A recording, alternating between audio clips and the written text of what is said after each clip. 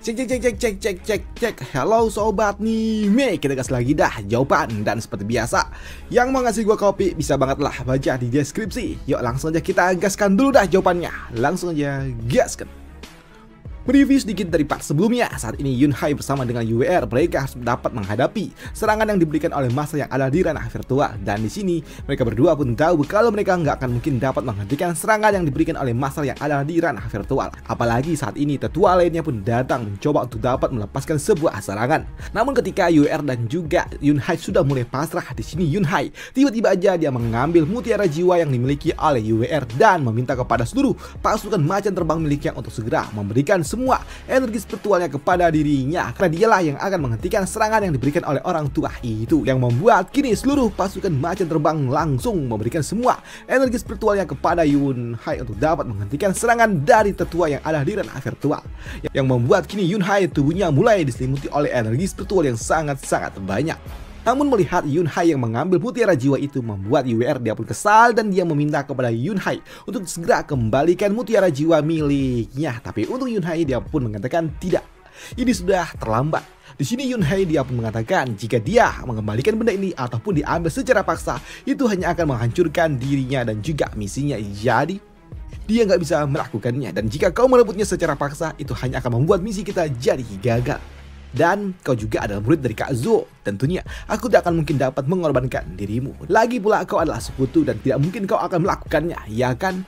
Jika kau melakukannya, itu justru malah akan menguntungkan pihak musuh. Ucap dari Yunhai yang membuat UWR dia pun kesal ketika Yunhai dia mengambil alih tanggung jawabnya. Tapi di sini untuk Yunhai dia pun meminta kepada UWR untuk segera pergi, dan jika saja dia nggak bisa selamat, dia mengatakan dan meminta kepada UWR untuk tidak perlu menyalahkan dirinya sendiri dan cukup katakan kepada Kak Zo kalau ini semua bukanlah salahmu. Ucap dari Yunhai. Dan sini Yunhai dia juga mengatakan dirinya sebagai patriark keluarga Luo, bagaimana mungkin dia akan berdiri di belakang dari sosok orang yang akan melindungi dirinya, dan dia nggak akan mungkin mau berdiri di belakang dari seorang wanita, dan dia akan maju hingga akhir. Ucap dari Yunhai yang tentunya hal itu juga mengejutkan bagi UWR, dan dia kagum dengan sikap yang dimiliki oleh Yunhai. Dan untuk UWR, alih-alih dia mundur di sini justru dia akan maju bersama dengan Yunhai. Dia menepuk punggung dari Yunhai yang membuat Yunhai dia pun bingung kenapa UWR masih ada di tempat ini.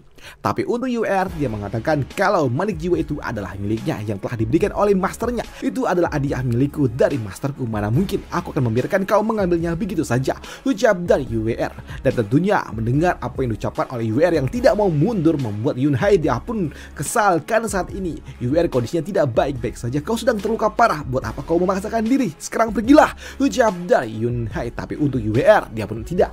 Dia tidak mau mundur. Di sini UWR dia pun mengatakan kalau dirinya tidak akan pernah mundur, dan mungkin saja dia akan maju bersama dengan Yunhai. Dan setelah ini semua berakhir, barulah kau boleh membawa mutiara milikku. Ucap dari UWR yang membuat Yunhai dia pun terdiam. Tapi melihat tekad yang dimiliki oleh UWR yang akan maju bersama dengan dirinya membuat Yunhai dia pun tersenyum. Baiklah kalau begitu.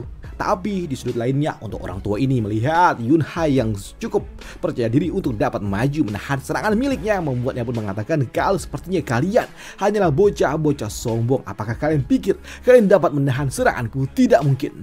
Jangan samakan aku dengan orang tua yang sebelumnya, karena aku jauh lebih kuat daripada orang tua yang sebelumnya, karena dia hanya ada di ranah virtual tingkat 3, tapi tidak dengan diriku. Ucap dari orang tua ini yang kini melepaskan serangan jiwanya langsung ke arah Yunhai, yang membuat Yunhai dia pun hanya dapat menggunakan mutiara jiwa dan juga seluruh energi spiritual yang telah dia kumpulkan untuk dapat menahan serangan jiwa yang diberikan oleh orang tua itu. Dan ketika serangan jiwa itu saling berbenturan satu sama lain, ternyata di sini boom, teknik yang digunakan oleh Yunhai tidak cukup untuk dapat menghentikan serangan dari orang tua itu, yang membuat kini serangan itu pun datang melesat langsung menuju arah Yunhai, yang membuat Yunhai dia pun mengatakan kalau sepertinya ini adalah akhir bagi dirinya. Dan Nona, sepertinya kau juga tidak akan mungkin bisa pergi dari tempat ini, dan kita akan berakhir bersama di tempat ini. Ucap dari dirinya. Tapi untuk UWR dia nggak peduli dengan itu semua. Lantas memangnya kenapa kalau kita berakhir di tempat ini? Apakah berakhir dengan diriku akan melukai harga dirimu sebagai seorang patriark keluarga Luo? Ucap dari UWR. Tapi untuk Yunhai, tidak. Mungkin saja ini satu-satunya hal yang baik di tengah bencana ini. Ucap dari Yunhai. Dan Kini WR dia pun sempat sedikit curhat kepada Yunhai, di mana dia mengatakan kalau dirinya hanyalah seorang beban patriark warga Luo. Tahukah kau kalau aku dulunya hanyalah seorang beban dan aku adalah beban bagi semua orang. Dan itu membuat diriku hanya ingin berakhir dari dunia ini. Tapi semua itu berbeda ketika aku bertemu dengan Master. Semua jadi berubah. Dan sekarang ketika aku ingin tetap bertahan hidup, justru malah akhir hiduplah yang datang mendekati diriku. Apakah ini adalah sebuah takdir surga? Sungguh sangat lelucon yang kejam dari surga, ucap dari UWR. Tapi di sini melihat UWR yang udah mulai pasrah, di sini Yunhai dah pun menggenggam lengan dari UWR dan dia mengatakan kalau awal dan juga akhir telah ditentukan oleh takdir. Jadi nggak ada yang perlu disesali. Dan selama kau merasa kalau kau cukup layak untuk dapat hidup, maka itu sudah lebih dari cukup. Dan setidaknya di saat-saat terakhir, setidaknya kau masih tidak memiliki sebuah penyesalan sedikit pun, ucap dari Yunhai yang memegang lengan dari UWR, yang membuat UWR hatinya, rahimnya cenut. Waduh, mendengar gombalan maut yang diberikan oleh Yunhai. Tapi untuk orang tua ini, ketika Yunhai dan juga UWR justru malah kasmaran dan juga malah bucin di tengah-tengah pertempuran, membuatnya pun sungguh sangat kesal. Kalian benar-benar berani-beraninya pamer kisah cinta di tengah-tengah pertempuran. Tidak ada yang lebih menyebalkan dari pasangan mesra seperti kalian, ujar dari orang tua ini, yang kini dia pun menantikan Yunhai dan juga UWR yang akan hancur terkena serangan jiwa dari miliknya. Tapi ketika serangan itu akan datang mengenai Yunhai, tiba-tiba aja ada yang menghentikannya, yang memberikan serangan balik kepada orang tua ini. Dan tentunya itu juga mengejutkan bagi Yunhai. Apalagi Yunhai dia juga mendengar suara seseorang yang berujar, jadi inikah anggota keluarga baru kita, Patriark? Sepertinya kau telah menemukan nyonya baru kah? Ujar dari nenek imut ini yang namanya gua lupa siapa namanya, gue lupa. Ya gitulah namanya. Dan tentunya melihat tetua dari keluarga Luo datang membuat Yunhai dia pun sungguh sangat senang. Tapi sebelum Yunhai dia pun mengatakan sesuatu, di sini suaminya pun datang, lakinya datang, di mana orang tua ini adalah si Kakechi. Dia mengatakan kalau Patriark keluarga Luo, kami datang ke tempat ini untuk dapat membantu pertempuran dari pelayan Zhao. Dan kau malah bucin. Aduh, bisakah kau sedikit fokus dalam pertempuran? Ucap dari orang tua itu. Tapi apa yang diucapkan oleh orang tua itu langsung dihentikan kembali oleh tetua Li yang datang pula, di mana dia mengatakan, hei dasar orang tua botak, jaga mulutmu dan jangan mengatakan yang tidak-tidak kepada Patriark. Dan di seluruh anggota keluarga lu, satu-satunya orang yang paling gila adalah kau yang malah membawa istrimu ke medan perang, ucap dari tetua Li. Melihat tetua dari keluarga Luo yang datang semua, tentunya membuat UWR dia pun bingung. Bagaimana mungkin para tetua dari keluarga Luo ada di tempat ini? Kenapa mereka ada di sini? Apakah mereka telah menyelesaikan pertarungan mereka? Ucap dari UWR. Tapi untuk Yunhai dia pun juga bertanya kepada tetua Li, kenapa tetua Li ada di tempat ini dan kenapa kau terlihat terluka seperti itu? Namun untuk tetua Li dia mengatakan kalau dirinya baik-baik saja sembari mengangkat jempolnya. Tenanglah, Patriark, ini tidak ada apa-apanya. Lagi pula di dalam sebuah pertempuran tentunya ada harga yang harus dibayar, ucap dari tetua Li, yang membuat Yunhai dia pun tahu kalau sepertinya para tetua lainnya mereka melakukan tugas mereka dengan sangat cepat untuk dapat membantu dirinya.